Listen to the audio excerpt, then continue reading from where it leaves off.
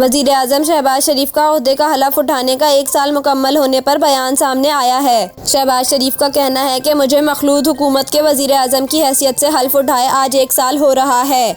ये बड़े चैलेंजों और मुश्किलात का वक्त रहा है। इमरान न्याज़ी हुकूमत के खिलाफ अदम एतमाद की वोटिंग बेमिसाल थी। अदम एतमाद के वोट की मंजूरी के बाद PDM इक़्तिदार में आई। वज़ीर आज़म शहबाज शरीफ का कहना है कि तकरीबन तमाम सियासी कुव्वतों ने पार्लियामेंट के फॉर्म पर गैर मकबूल हुकूमत को बज़रिया वोट बाहर निकाला। मुश्तरका कौमी मकसद के लिए सियासी जमातों का इकट्ठा होना मुल्क के सियासी इर्तिका में अहम पेशरफ्त की नुमाइंदगी करता है।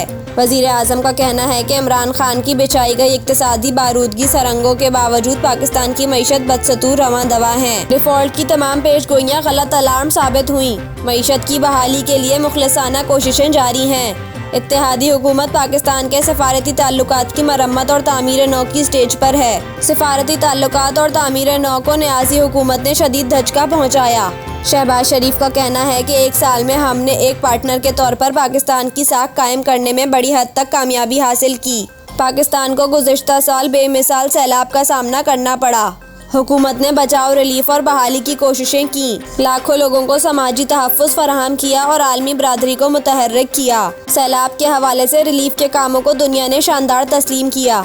इनका कहना है कि हुकूमत ने आलमी सतह पर पाकिस्तान का मुकदमा पेश करने के लिए मौसमियाती डिप्लोमेसी का इस्तेमाल किया। G77 के चेयर के तौर पर हुकूमत पाकिस्तान ने फंड के क़याम में अहम किरदार अदा किया। जिनीविया में 9 अरब अमरीकी डॉलर का वादा हमारी कामयाब सिफारतकारी का सबूत है। गुज़िश्ता 1 साल में तवानाई के शोबे में हुकूमत ने शहरियों को रिलीफ फराहम करने की कोशिशें की।